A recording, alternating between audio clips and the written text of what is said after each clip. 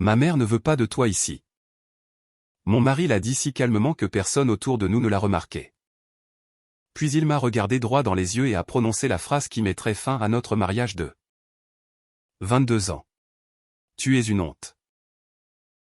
Pendant un instant, je me suis sincèrement demandé si j'avais mal entendu. Le soleil de fin d'après-midi se reflétait sur l'entrée en marbre blanc du country club de Dallas où le mariage de ma belle-sœur Lorraine était sur le point de commencer. Les invités en robe de créateur et smoking sur mesure passaient devant nous en riant tandis qu'un quatuor à cordes jouait quelque part à l'intérieur. Je ne me tenais pas devant la salle de bal parce que j'étais en retard. J'étais là parce que la sécurité refusait de me laisser entrer. Votre nom n'est pas sur la liste des invités, madame. Le jeune agent de sécurité s'était excusé. Il doit y avoir une erreur. J'ai souri poliment. J'en suis sûr. J'avais espéré qu'Ethan arrangerait tout d'une seule phrase. Au lieu de cela, il est devenu l'erreur. Ma mère ne veut pas de toi là-bas. Il a répété en ajustant les boutons de manchette que je lui avais offerts pour notre 20e anniversaire. Pourquoi? Sa mâchoire s'est crispée. Elle pense que tu mettras les gens mal à l'aise. J'ai à peine parlé à quiconque depuis des mois. Ce n'est pas le problème. Alors quel est le problème? Il a soupiré comme si j'étais la difficile. Victoria, tu es une honte. Les mots ont frappé plus fort qu'aucun cri n'aurait pu le faire. Non pas parce qu'ils étaient forts, mais parce qu'ils étaient calmes. Calculés. Définitifs. J'ai regardé l'homme que j'aimais depuis mes 23 ans. L'homme dont j'avais réécrit la première proposition commerciale pendant la nuit parce qu'il était trop nerveux pour la présenter. L'homme dont j'avais discrètement aidé le père à refinancer après que la famille avait failli tout perdre pendant la récession. L'homme dont toute la famille croyait qu'il était leur héros. Il ne pouvait même plus me regarder dans les yeux. Derrière lui, j'ai vu ma belle-mère, Eleanor, accueillir les invités sous une énorme arche de roses blanches. Elle avait l'air radieuse, fière, heureuse. Pourquoi pas? Seulement 3 jours plus tôt, j'avais acheté sa maison de rêve, un manoir au bord de l'eau de 8 millions de dollars à Naples, en Floride. Elle pensait qu'Ethan l'avait payé. Tout le monde le pensait. Personne ne savait que l'argent venait de moi. Je ne les avais jamais corrigés. Ça avait toujours été mon erreur. Je vois, ai-je finalement dit. Ethan a eu l'air soulagé. Je savais que tu comprendrais.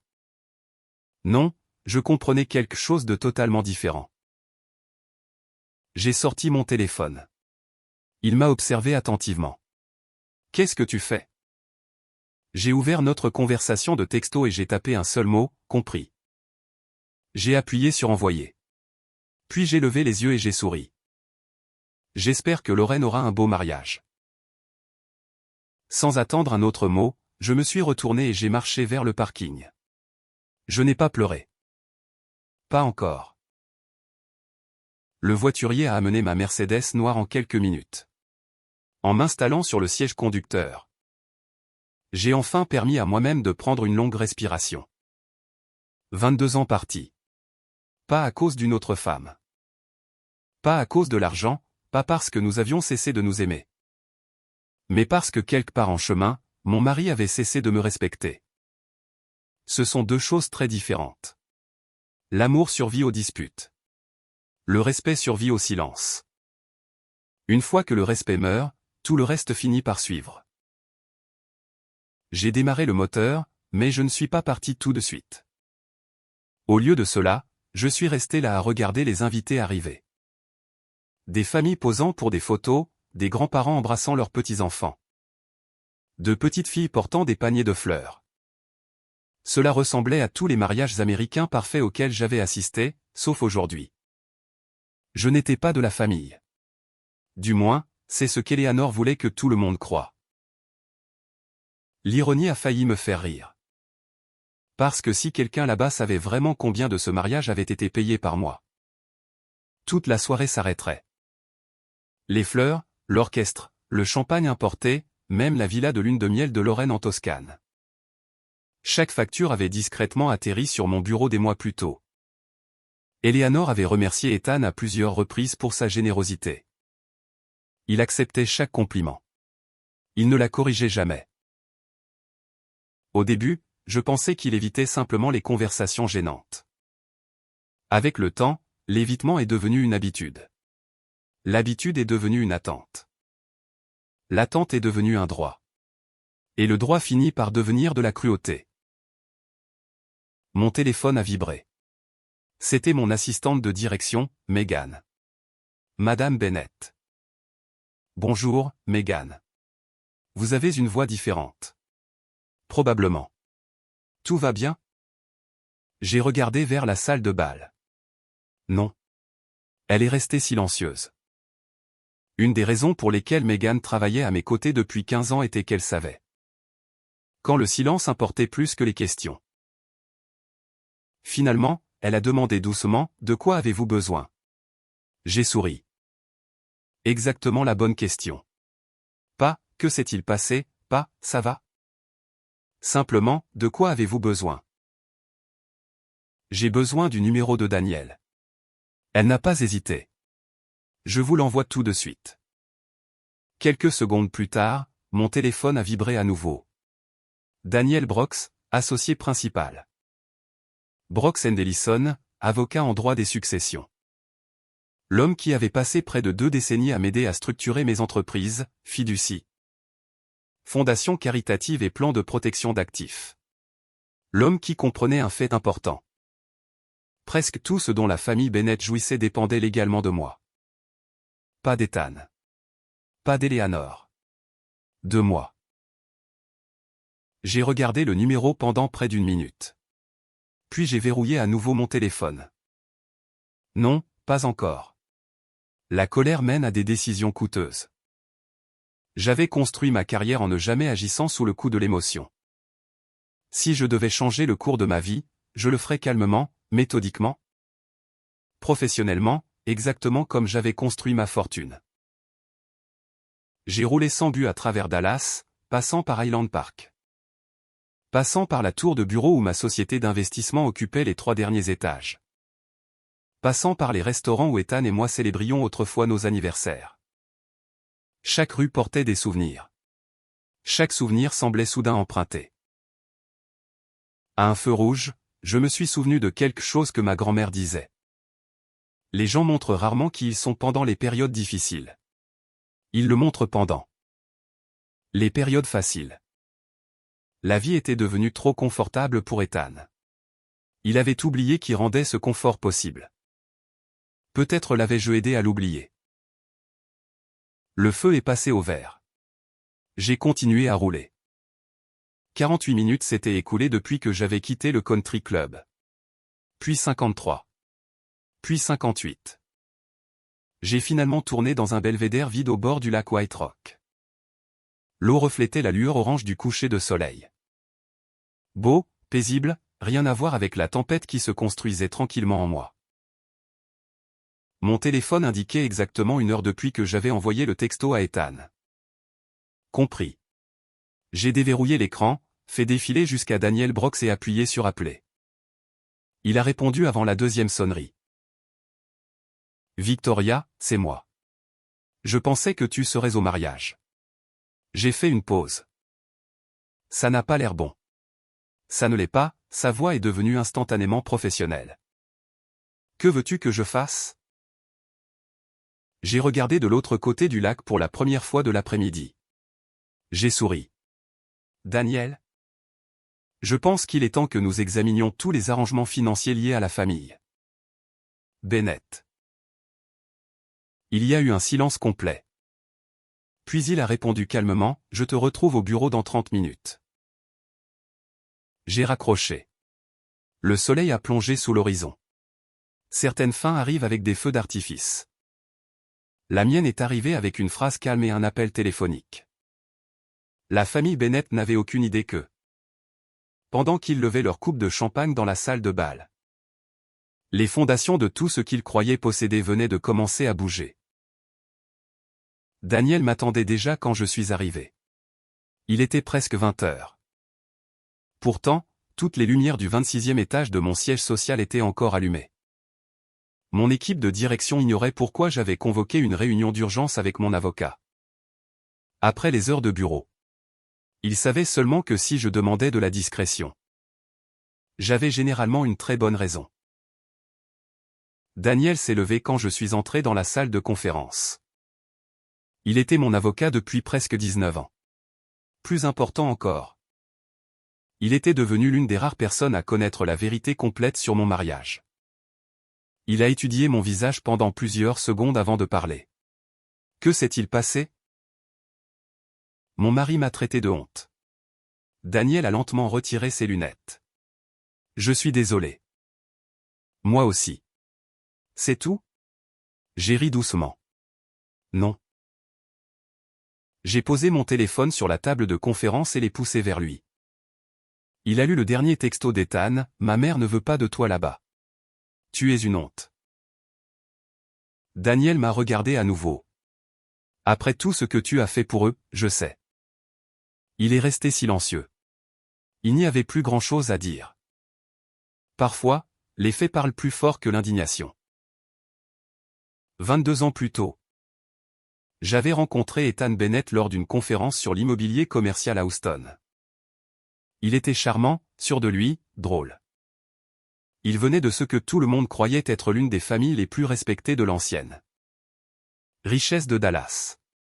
Moi, en revanche, j'étais la fille de 2 ouvriers d'usine décédés à quelques mois d'intervalle quand j'avais 16 ans. Après avoir été ballotté entre des parents et des familles d'accueil, je m'étais payé mes études grâce à des bourses, des petits boulots et une pure obstination. À 30 ans, j'avais construit une petite mais croissante société d'investissement spécialisée dans les propriétés commerciales en difficulté. Je n'étais pas glamour. Je travaillais simplement plus dur que presque tout le monde. Ethan admirait cela. Du moins, je le croyais. Nous nous sommes mariés 3 ans plus tard. Pendant notre lune de miel, j'ai découvert le premier secret sur la famille Bennett. Ils n'étaient pas riches. Ils en avaient seulement l'air. Leurs adhésions au country club, voitures de luxe, maisons de vacances, écoles privées, tout dépendait du refinancement de vieilles dettes par de nouvelles dettes. Ils avaient perfectionné l'apparence du succès. Derrière les portes closes, les chiffres étaient terrifiants.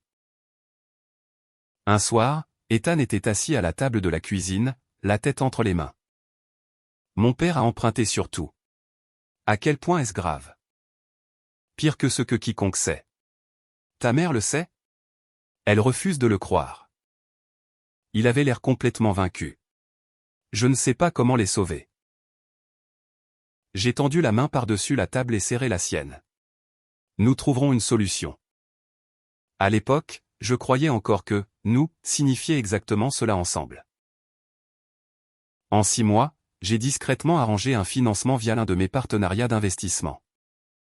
L'entreprise de fabrication de la famille Bennett a survécu. Personne en dehors de la salle de conseil n'a jamais su pourquoi. Ethan m'a remercié pendant le dîner. Tu as sauvé ma famille. Nous les avons sauvés. Il a souri. Je n'aurais pas pu le faire sans toi. Je l'ai cru. À l'époque, il le croyait aussi. Les années ont passé. Ma société s'est étendue au Texas, en Arizona, en Floride et au Colorado, puis en Californie. Puis au Tennessee. Chaque acquisition renforçait notre portefeuille. Chaque affaire réussie générait plus de revenus que la précédente. Finalement, l'argent a cessé d'être quelque chose que je poursuivais. C'est devenu quelque chose que je gérais. C'est à cette époque que les attentes d'Eleanor ont commencé à changer. Au début, elle ne demandait que de petites faveurs. Victoria, ça te dérangerait d'aider Lorraine avec ses prêts étudiants? Bien sûr. Ethan a mentionné que tu comprends les investissements. Pourrais-tu jeter un œil à cette propriété? Absolument. Mon ami ouvre un restaurant. Pas de problème. Chaque demande semblait temporaire, raisonnable. La famille qui aide la famille. Puis les demandes sont devenues plus importantes, frais de scolarité d'école privée. Maisons de vacances, traitements médicaux, croisières de luxe, capital d'investissement. Rénovation haut de gamme. Chaque Noël apportait une autre surprise coûteuse que quelqu'un attendait qu'Ethan fournisse. Chaque Noël, je payais discrètement la facture. Un après-midi. Eleanor a serré Ethan dans ses bras après qu'il lui ait remis les clés d'une nouvelle Mercedes. Mon fils s'occupe toujours de sa mère. J'étais à 1 mètre. Elle ne m'a jamais regardé. Ethan a souri maladroitement. Il n'a rien dit. En rentrant à la maison, je lui ai demandé doucement, « Pourquoi ne lui as-tu pas dit ?» Il a gardé les yeux sur la route. Ça la rend heureuse. Ce n'est pas vrai. Je sais. Alors pourquoi? Il a soupiré. Tu sais comment est maman. Je le savais. Elle aimait les apparences, le statut, la reconnaissance, être admirée. La corriger en public l'aurait embarrassée. Alors, j'ai laissé passer encore et encore. Avec le recul, chaque silence lui a enseigné une autre leçon dangereuse. Elle a appris qu'elle pouvait m'effacer et que je le permettrais. Daniel a ouvert l'un des dossiers qu'il avait apportés. Tu as personnellement financé 38 achats importants pour la famille Bennett. J'ai arrêté de compter. Lui non. Il a poussé plusieurs pages vers moi. Elles étaient là, acquisitions immobilières, contributions à des fiducies, prêts privés. Garantie commerciale, frais médicaux, paiement de scolarité. Dons caritatifs faits au nom d'Eleanor. Presque chaque jalon que la famille Bennett avait célébré au cours des 2 dernières décennies avait une chose en commun, ma signature, pas celle d'Ethan, la mienne. Daniel m'a regardé attentivement. Te souviens-tu de ce que je t'ai demandé quand nous avons structuré ces accords? J'ai hoché la tête. Tu m'as demandé si je me protégeais. Et qu'as-tu répondu? J'ai dit que je faisais confiance à mon mari et je t'ai dit que la confiance et la documentation ne devraient jamais se remplacer. Il ne me critiquait pas. Il me rappelait. Tout avait été documenté, chaque transfert, chaque garantie, chaque obligation légale. La famille Bennett n'avait simplement jamais pris la peine de lire les documents. Il supposait qu'Ethan gérait tout. Ironiquement, Ethan supposait que je le ferais toujours. Je me suis approché des fenêtres du sol au plafond donnant sur le centre-ville de Dallas. Les lumières de la ville scintillaient sous le ciel d'été. Beau, animé, ignorant que toute ma vie avait changé en un seul après-midi. Je me pose une seule question, ai-je admis? Daniel a attendu. Quand a-t-il cessé de me voir? Il a réfléchi longuement. Je ne pense pas qu'il ait cessé de te voir. Je pense qu'il a cessé de remarquer le coup de tous ceux que tu portais en silence. Cette phrase est restée avec moi. Les gens apprécient souvent les miracles jusqu'à ce qu'ils deviennent routiniers. Ensuite, ils les appellent des attentes. Mon téléphone a vibré. Appel entrant d'Ethan. J'ai regardé l'écran. Il a sonné 1 fois, 2 fois, 3 fois. J'ai laissé aller sur la messagerie. Quelques secondes plus tard, un autre appel. Puis un autre, puis Lorraine, puis Eleanor. Je n'ai répondu à aucun. Finalement, un texto est arrivé d'Ethan. Où es-tu? Maman dit que la clôture de Naples a été retardée. La compagnie de titres refuse de libérer la propriété. Ils disent qu'il y a un problème avec le financement. Peux-tu m'appeler? Je l'ai lu 2 fois. Intéressant. L'examen juridique n'avait même pas commencé. Daniel a remarqué mon expression. Qu'est-ce que c'est? Je lui ai tendu mon téléphone. Il a souri pour la première fois ce soir-là. Il ressent déjà la première vague.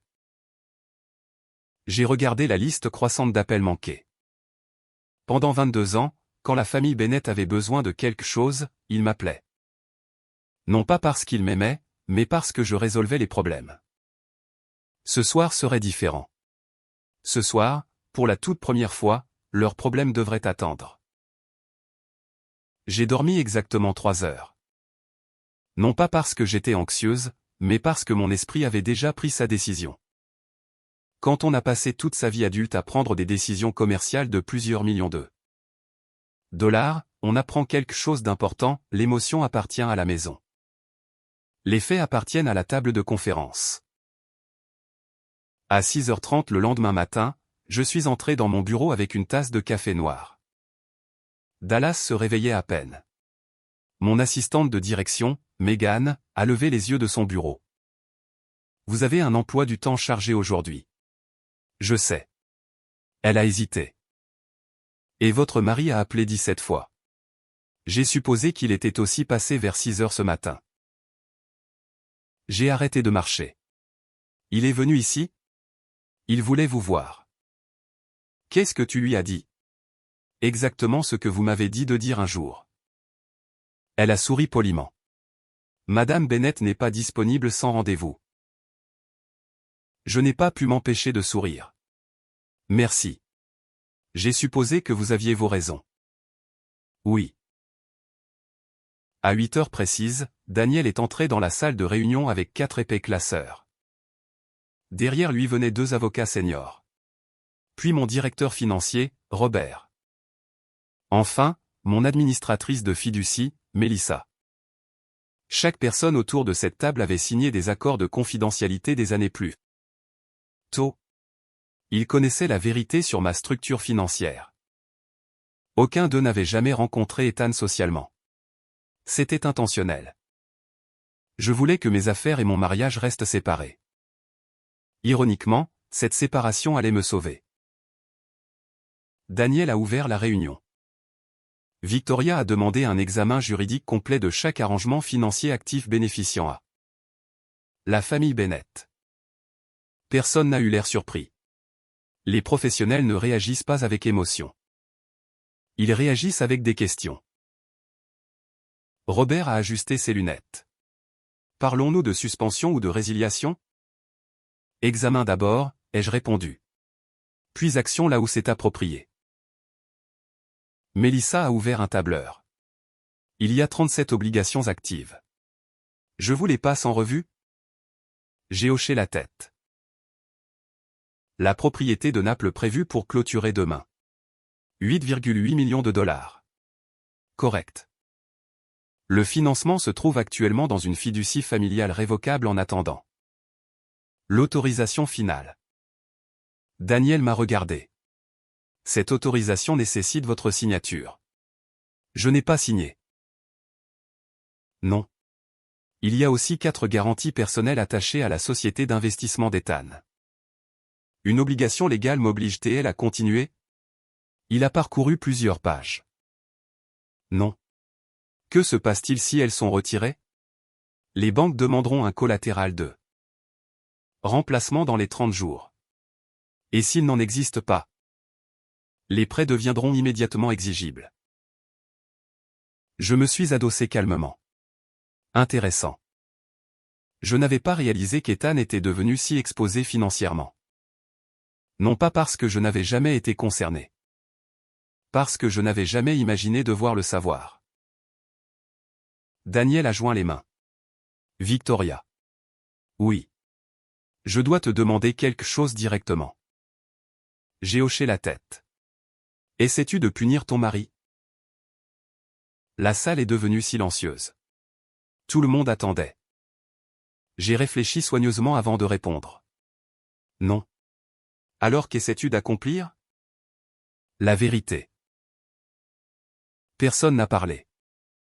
Finalement, j'ai continué, pendant 22 ans, j'ai permis à tout le monde, y compris Ethan, de croire une version de la réalité qui n'est tout simplement pas vraie. Robert a hoché la tête lentement. Je comprends. Je ne détruirai personne. Je sais. Mais je ne continuerai pas non plus à financer des gens qui m'humilient publiquement. Daniel a légèrement souri.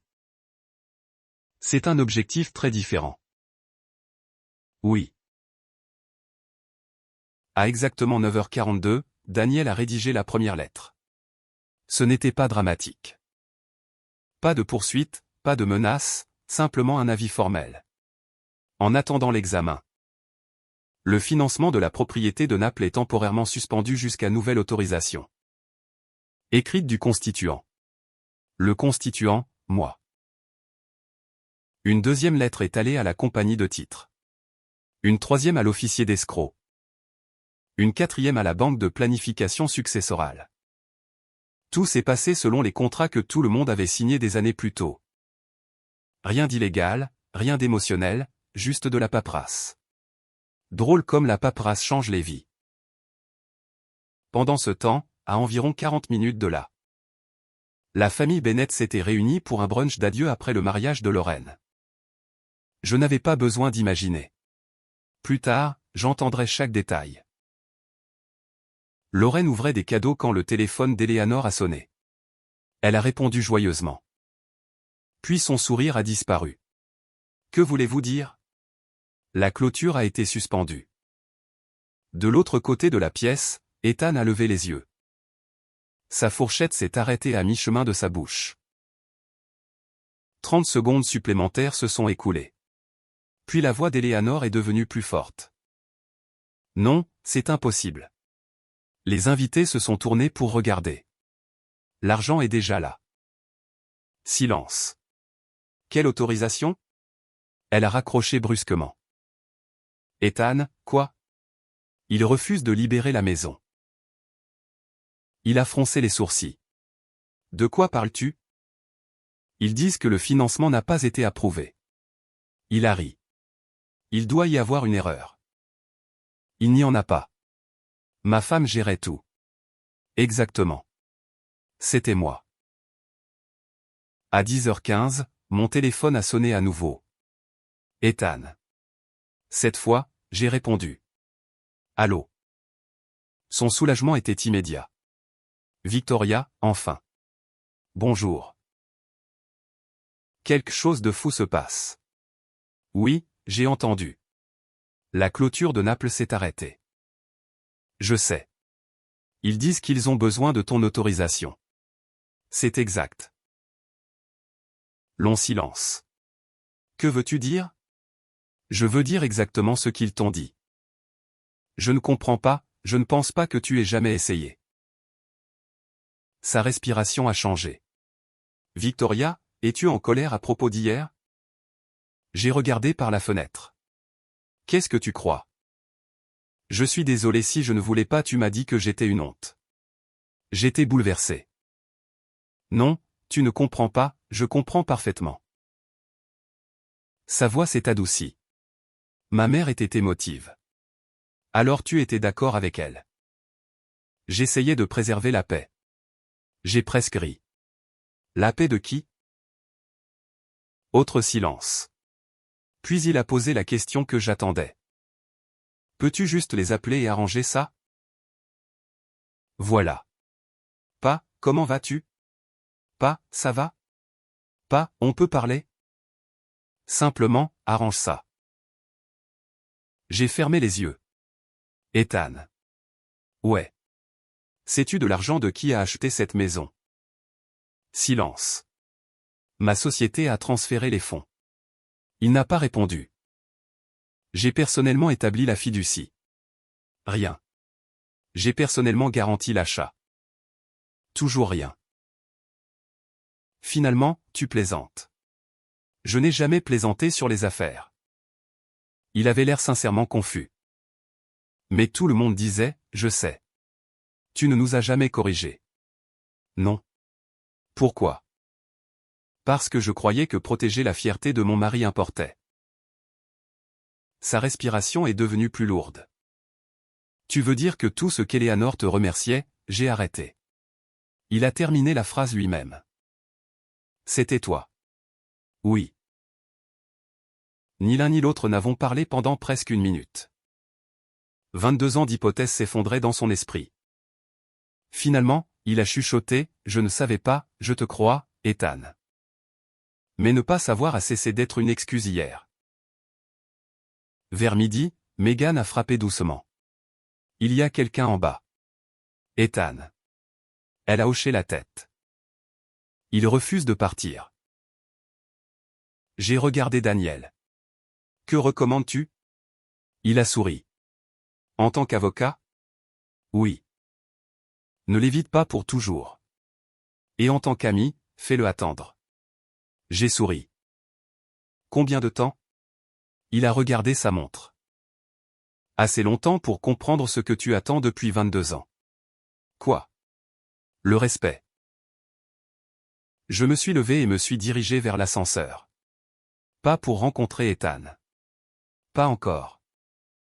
D'abord, il y avait un dernier document attendant ma signature. La suspension finale de chaque avantage financier discrétionnaire lié à la famille Bennett. J'ai pris le stylo, signé mon nom, les reposé sur la table.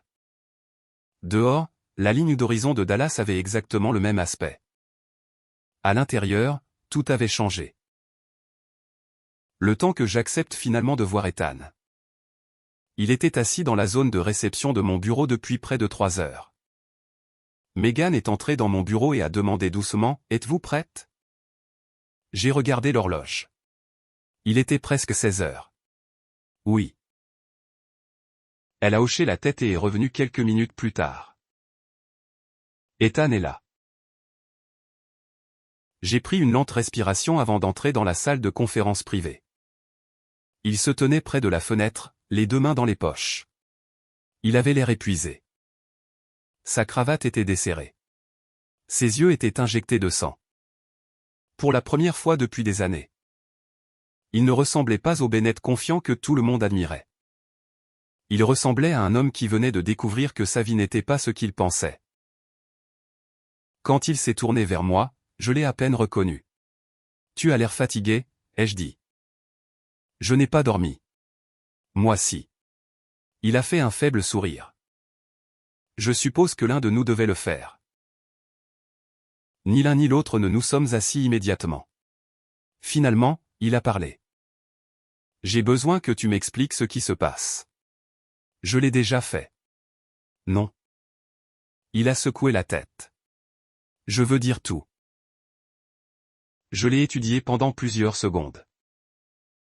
Puis j'ai tiré la chaise en face de lui. Assieds-toi. Daniel est entré avec 3 épais classeurs. Ethan a froncé les sourcils. Qu'est-ce que c'est? Mes dossiers. Daniel les a posés soigneusement sur la table. Madame Bennett m'a demandé de préparer un historique financier complet impliquant votre famille. Ethan avait l'air confus. Pourquoi? Parce qu'hier tu lui as dit qu'elle n'était pas de la famille. La salle est devenue silencieuse. Daniel a ouvert le premier classeur. Commençons par 2008. Il a glissé un document sur la table. L'entreprise de fabrication de ton père. Ethan y a jeté un coup d'œil distraitement. Puis son expression a changé. Ce prêt a été financé via le partenariat d'investissement de Victoria. Je pensais que c'était First National Bank. Ils n'ont fait que gérer le prêt. Daniel a pointé une autre page. Le capital venait d'elle. Ethan m'a lentement regardé. Tu ne me l'as jamais dit. Tu n'as jamais demandé. Le deuxième classeur s'est ouvert. 2011 La rénovation de la maison au bord du lac. Les factures des entrepreneurs. Les frais d'architecture. L'aménagement paysager payé entièrement par Victoria. Ethan s'est frotté le front. Je sais ce que tu pensais. Autre page. 2013, frais de scolarité des études supérieures de Lorraine. 2015, opération du cœur de ta mère. 2017, règlement fiscal de ton père. 2019, la propriété de vacances à Aspen. 2021, la fondation caritative familiale. 2024, le manoir de Naples. Chaque page portait une signature familière, la mienne. Pas de musique dramatique, pas de cris, pas d'accusation, juste 22 ans de fait.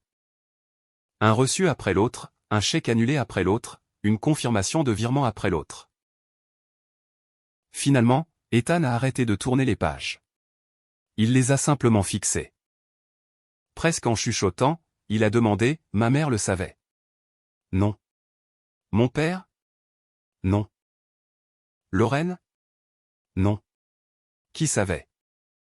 Mes avocats, mes comptables, mon conseil d'administration et toi. Il a levé les yeux. Je croyais honnêtement, je sais. Juste à ce moment, le téléphone de Daniel a vibré. Il a regardé l'écran. C'était Léanor. Ni l'un ni l'autre n'avons parlé. Il m'a regardé. Dois-je répondre? J'ai hoché la tête. Mets-la sur haut-parleur. Il a accepté l'appel. Daniel Brox. Sa voix a explosé dans la salle. Où est Victoria? Je suis là. Il y a eu un bref silence, puis elle m'a parlé directement. Qu'est-ce que tu fais? J'examine mes finances. Tu as embarrassé cette famille. J'ai presque souri à l'ironie. Vraiment? Tu as arrêté la clôture? Oui. Mes meubles sont déjà là. Je sais. Les déménageurs attendent. Je sais. Mes voisins nous attendent. Je comprends. Tu dois arranger ça immédiatement. Non. Silence. Le genre qui arrive quand quelqu'un entend le mot « non » pour la première fois. Finalement, elle a demandé « Que veux-tu dire par non ?» Je veux dire que l'achat a été suspendu. Tu m'as promis cette maison. Je ne t'ai jamais rien promis. Ethan l'a fait. J'ai jeté un regard vers mon mari. Il a baissé la tête. Tu l'as payé. Je l'ai considéré comme un cadeau. Et tu as été très clair hier en disant que j'étais une honte. Sa voix s'est durcie. Ça n'a rien à voir avec hier. Ça a tout à voir avec hier. Tu ne peux pas nous punir à cause de sentiments blessés. Je suis d'accord. Elle a semblé soulagée. Alors tu vas restaurer le financement? Non. Autre long silence. Je protège ma dignité. Sans attendre sa réponse, j'ai hoché la tête vers Daniel. Il a mis fin à l'appel. Ethan a enfoui son visage dans ses mains. Je n'arrive pas à y croire. Quelle partie? Ta mère? Ou toi-même? Il m'a regardé. Les deux? Pendant près d'une minute, ni l'un ni l'autre n'avons parlé. Puis il a demandé quelque chose à quoi je ne m'attendais pas. Allais-tu un jour me dire la vérité? J'ai hoché la tête. J'avais prévu de le faire le jour où tu serais fier de moi au lieu de ce que je pouvais fournir en. Silence. Ses épaules se sont affaissées. Je t'ai fait défaut. Oui. J'ai continué à penser que je protégeais tout le monde. Non, tu protégeais les apparences. Ce soir-là, le groupe de discussion familiale a explosé. Lorraine exigeait des réponses. Son mari voulait savoir si la maison de Naples était vraiment possédée. Éléanor insistait sur une erreur bancaire. Puis mon beau-père, Richard, qui avait toujours parlé le moins, a finalement écrit une phrase. Victoria, est-ce que tout cela est vrai? J'ai fixé le message. Richard ne m'avait jamais maltraité, calme, réservé, parfois émotionnellement distant. Mais jamais cruel. J'ai répondu avec une seule photo, une page de l'accord de fiducie original. Elle montrait mon nom, la source de financement, le montant de l'achat, rien de plus. 5 minutes plus tard, Richard a appelé. J'ai répondu. Sa voix semblait plus vieille que dans mon souvenir. Victoria. Oui. J'ai passé 20 ans à croire que mon fils avait sauvé cette famille. Je sais. J'ai honte. Tu n'as pas besoin de t'excuser d'avoir cru ce qu'on t'a dit. Non. Il a soupiré profondément. Je dois m'excuser parce que je n'ai jamais pris la peine de demander. Cette phrase m'a touché plus fort que je ne l'avais imaginé. Non pas parce qu'elle effaçait le passé, mais parce qu'elle l'acknowledged. Pour la première fois, quelqu'un dans cette famille ne se défendait pas. Ils assumaient la responsabilité. Le lendemain matin. Plusieurs publications commerciales de Dallas ont commencé à rapporter que l'achat d'un domaine au bord de l'eau de 8 millions de dollars à Naples avait été retardé de manière inattendue. Aucun nom n'a été divulgué, seulement des spéculations. À l'intérieur de mon bureau, cependant, tout le monde connaissait déjà la vérité.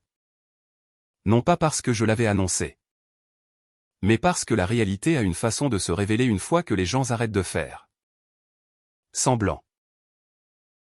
Tard cet après-midi-là, Daniel est revenu avec un dernier dossier. Tout a maintenant été formellement suspendu. Les fiducies discrétionnaires, les garanties, le financement des propriétés de luxe, les distributions annuelles familiales. Il a placé le dossier devant moi. Rien ne leur a été enlevé. Ils n'ont simplement plus accès à ce qui n'a jamais vraiment été à eux. J'ai signé l'accusé de réception finale, fermé le dossier et, pour la première fois en 22 ans, j'ai ressenti quelque chose à quoi je ne m'attendais pas. Pas la victoire, pas la vengeance, mais du soulagement. Parce que porter des gens qui ne vous apprécient pas est épuisant. Et au moment où vous posez enfin le poids, vous réalisez à quel point il était lourd. Les gros titres ont disparu en 2 jours. Le retard de clôture du manoir n'est jamais devenu un scandale public. Aucune caméra de télévision n'est apparue devant mon bureau. Aucun journaliste n'a campé devant ma maison. La vraie richesse crée rarement des drames bruyants. Elle crée des conséquences silencieuses. Ces conséquences ont commencé à arriver une par une. Une semaine après le mariage, Ethan a appelé à nouveau. Cette fois, j'ai répondu immédiatement. Allô, on peut se voir? Sa voix sonnait différemment. La confiance qui rendait autrefois chaque conversation comme une négociation avait disparu. Maintenant, il avait simplement l'air fatigué. Je te rencontrerai demain matin. Où? Notre café préféré. J'y ai réfléchi. Le petit café à Highland Park faisait partie de notre mariage depuis le début. Nous y avions célébré mon premier achat immobilier commercial. Nous avions porté un toast quand son père s'était remis d'une opération. Nous avions planifié des vacances autour de rouler à la cannelle et de café noir. Cela semblait étrangement approprié. 9 heures. J'y serai. Le lendemain matin, Ethan attendait déjà quand je suis arrivé. Il s'est levé quand je suis entré. Pendant une seconde, l'instinct m'a presque fait le serrer dans mes bras. 22 ans d'habitude ne disparaissent pas du jour au lendemain. Au lieu de cela, je lui ai serré la main. Ses yeux se sont brièvement remplis de tristesse. Je le méritais. Oui. Nous avons commandé du café. Ni l'un ni l'autre n'y avons touché. Finalement, il a parlé. J'ai passé la dernière semaine à tout lire. Tout. Les dossiers financiers, les accords de fiducie, les documents de partenariat, les garanties. Il a baissé les yeux. Je n'avais aucune idée. Je te crois. Non. Il a secoué la tête. Je veux dire, je n'avais absolument aucune idée de tout ce que tu as fait. Je n'ai pas répondu. Il n'y avait plus rien à ajouter. Il a continué, mon père a passé 2 jours à parcourir les anciens dossiers. Et il a pleuré. Cela m'a surprise. Richard Bennett n'était pas un homme émotionnel. Je l'ai vu pleurer 2 fois dans toute ma vie, a dit Ethan calmement. La première fois quand son frère est mort. Et la seconde quand il a réalisé qu'il avait passé 20 ans à remercier la mauvaise personne. Ethan a plongé la main dans sa mallette. J'ai apporté quelque chose. Il a glissé un dossier en cuir sur la table. À l'intérieur se trouvaient toutes les cartes de crédit liées aux fiducies familiales. Chaque carte d'accès, chaque autorisation de compte, chaque tampon de signature. Je ne veux rien de tout ça. Tu n'as pas à les rendre. Je ne les rends pas. Il m'a regardé directement. J'admets qu'elles ne m'ont jamais appartenu. Pendant un long moment, je l'ai simplement regardé. Ce n'était pas l'Ethan que j'avais vu devant le mariage de Lorraine. C'était le jeune homme que j'avais épousé. Honnête, humble, effrayé. Merci, ai-je dit. Il a hoché la tête. J'aurais dû dire ces mots il y a des années. 2 jours plus tard, Richard a demandé s'il pouvait visiter mon bureau. Quand il est arrivé, il avait l'air visiblement plus âgé que dans mon souvenir. Il portait une petite boîte en bois. J'ai trouvé ça en nettoyant mon bureau. À l'intérieur se trouvaient des dizaines de notes de remerciements manuscrites. Chaque carte d'anniversaire que je lui avais envoyée, des lettres de Noël, des photos de famille. Je n'avais jamais réalisé quelque chose. Quoi? Il a souri tristement. Sur chaque photo. Il m'en a tendu une de la remise de diplôme de Lorraine à l'université. J'étais debout dans la rangée du fond, tenant les manteaux de tout le monde. M'assurant que tout le monde avait de l'eau, vérifiant les réservations sur mon téléphone. M'occupant de tout le monde, sans jamais une fois être au centre. Tu t'occupais toujours de nous. J'étais heureuse de le faire. Non. Il a doucement secoué la tête. Tu t'étais convaincu que tu devais mériter ta place. Ces mots ont touché un air auquel je ne m'attendais pas. Peut-être avait-il raison. Grandir sans parents m'avait enseigné une leçon dangereuse, si je voulais être aimé. Je devais être utile. Quelque part en chemin, l'utilité avait tranquillement remplacé l'estime de soi. 3 semaines plus tard, j'ai officiellement déposé une demande de divorce. Le palais de justice semblait étonnamment ordinaire. Pas de confrontation dramatique, pas de cris, pas d'accusation, juste des signatures. De la paperasse, du langage juridique. Le juge a examiné notre accord. Madame Bennett, ces termes vous conviennent-ils? Oui. Monsieur Bennett? Oui, votre honneur. Le divorce lui-même a pris moins de 20 minutes. En retournant au parking, Ethan m'a arrêté. Je sais que ça ne changera rien. Non. J'ai quand même besoin de le dire. J'ai attendu. Je suis désolé. Pourquoi? Il a regardé vers le palais de justice derrière nous. D'avoir confondu ta générosité avec une obligation. D'avoir laissé ma mère définir notre mariage. D'avoir cru que le respect pouvait attendre demain. Sa voix s'est brisée. J'ai perdu la meilleure chose qui me soit jamais arrivée. J'ai senti des larmes se former, non pas parce que je voulais qu'il revienne. Mais parce que je savais qu'il comprenait enfin. Parfois, la compréhension arrive trop tard. La vie a continué. Sans mon soutien financier, la famille Bennett a dû prendre des décisions difficiles. Rien de catastrophique n'est arrivé. Personne n'est devenu sans abri. Personne n'a perdu sa couverture médicale. Personne n'a fait faillite. Mais le style de vie a changé. Le manoir de Naples n'a jamais été acheté. La propriété de vacances à Aspen a été vendue. Les adhésions de luxe ont été annulées. Le chauffeur a été licencié. Les jets privés sont devenus des vols commerciaux. Les séances de shopping de créateurs sont devenues des budgets soigneusement planifiés. Pour la première fois en des décennies, la famille a commencé à vivre de ce qu'elle gagnait réellement. Ironiquement, ils ont découvert que c'était suffisant.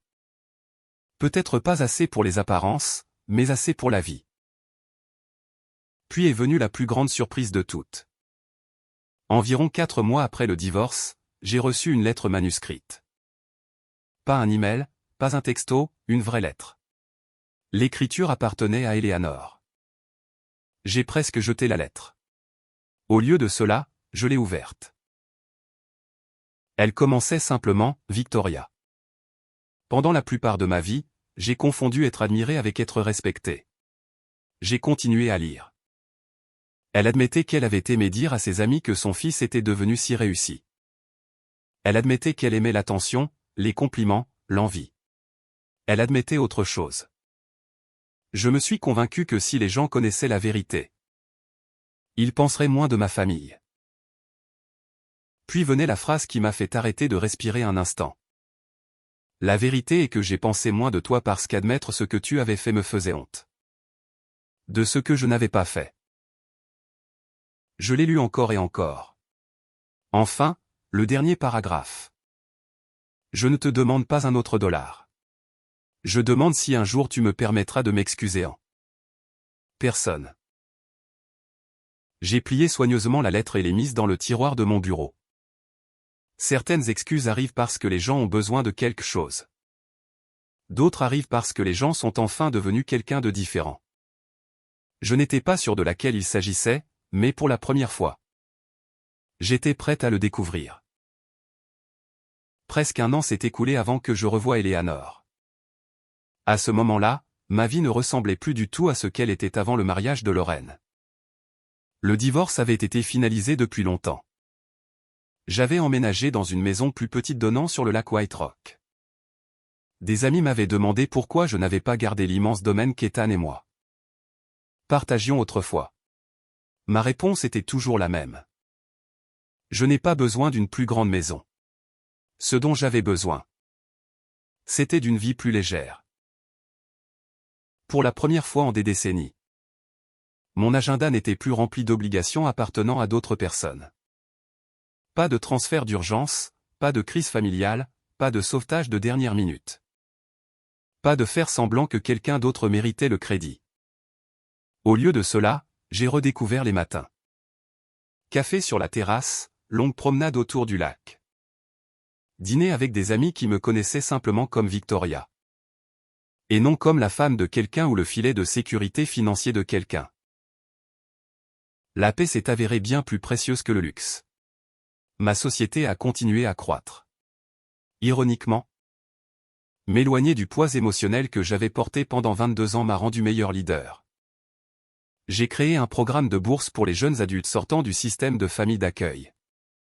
Quand les gens demandaient pourquoi cette cause m'importait tant, je souriais. Parce que quelqu'un avait cru en moi avant que je sache croire en moi-même. La première promotion comprenait 12 étudiants. L'année suivante, 28. À la troisième année, notre fondation s'était étendue à 3 États. Regardez ces jeunes diplômés. Trouver des carrières et construire des vies stables me donnait une joie qu'aucune acquisition commerciale n'avait jamais procuré. Le succès semblait différent quand il n'était pas mesuré par des bilans. Il semblait humain. Un après-midi, mon assistante est entrée dans mon bureau. Il y a un monsieur qui demande à vous voir. Qui est-ce? Ethan. J'ai regardé vers la fenêtre. Je vais le recevoir. Il est entré sans rien porter d'autre qu'une enveloppe ordinaire. Pas de montre coûteuse, pas de costume de créateur. Pas d'apparence de quelqu'un essayant d'impressionner qui que ce soit. Il avait l'air à l'aise, en meilleure santé, plus âgé, plus sage. Bonjour, Victoria. Bonjour. Nous nous sommes assis l'un en face de l'autre. Ni l'un ni l'autre n'avons cherché à combler le silence. Finalement, il a souri. J'ai obtenu un emploi. J'ai entendu. Il avait accepté un poste de directeur des opérations pour une entreprise de fabrication régionale. Un salaire exécutif normal, de longues heures, une vraie responsabilité, pas de fiducie. Pas de raccourci. Je suis fier de toi. Il a ri doucement. Ça signifie plus que tu ne le penses. Il a regardé autour de mon bureau. J'ai presque failli ne pas venir. Pourquoi l'as-tu fait? Je te devais quelque chose. Tu t'es déjà excusé. Je ne suis pas venu pour m'excuser. Il a glissé l'enveloppe sur la table. À l'intérieur se trouvait un chèque. Il n'était pas important, pas comparé à l'argent que j'avais dépensé au fil des ans. Attachée se trouvait une note manuscrite, premier remboursement. J'ai levé les yeux. Ethan, je sais que je ne rembourserai jamais tout. Je n'attendais pas que tu le fasses. Je ne le fais pas parce que je dois l'argent. Il a souri. Je le fais parce que je dois l'effort. Cette phrase a presque fait monter les larmes à mes yeux. Pour la première fois depuis que je l'avais rencontré. Il comprenait pleinement la différence entre recevoir et mériter. Je l'accepte. Tu le feras. Oui. Pourquoi? Parce que le refuser te priverait de la chance de devenir l'homme que tu essaies d'être. Il a hoché la tête calmement. J'espérais que tu dirais ça. Avant de partir, il s'est arrêté à la porte. Je t'aimais, Victoria. Je sais. Je pense que j'ai passé trop d'années à aimer ce que tu donnais au lieu d'apprécier qui tu étais. J'ai souri doucement. Je le sais aussi. Il est parti. Je l'ai regardé disparaître dans le couloir. Étrangement, je n'ai pas ressenti de tristesse. J'ai ressenti de la gratitude. Certaines relations ne sont pas destinées à durer pour toujours. Certaines sont destinées à nous enseigner exactement ce dont nous avons besoin avant de se terminer. 3 mois plus tard, Eleanor a demandé à me rencontrer. Nous avons choisi un café tranquille loin du country club où tout s'était effondré. Quand elle est entrée, je l'ai à peine reconnue. Elle était toujours élégamment habillée, mais quelque chose avait changé. La confiance qui exigeait autrefois l'attention avait été remplacée par une humble tranquillité. Elle s'est assise lentement. Merci d'être venue. Je n'étais pas sûr que je le ferais. Je ne t'aurais pas blâmé. Elle a joint les mains. Pendant presque une minute entière, elle a cherché les bons mots. Finalement, ils sont venus. J'ai rejoué ce jour-là devant le mariage de Lorraine des centaines de fois. Je suis restée silencieuse. Je voulais que tout le monde admire ma famille. Elle a souri tristement, et en poursuivant l'admiration. J'ai perdu le respect de la personne qui méritait le mien le plus. Elle a plongé la main dans son sac et a posé quelque chose sur la table. La clé de la maison que je lui avais donnée après la clôture d'une maison beaucoup plus petite. Plusieurs mois plus tôt.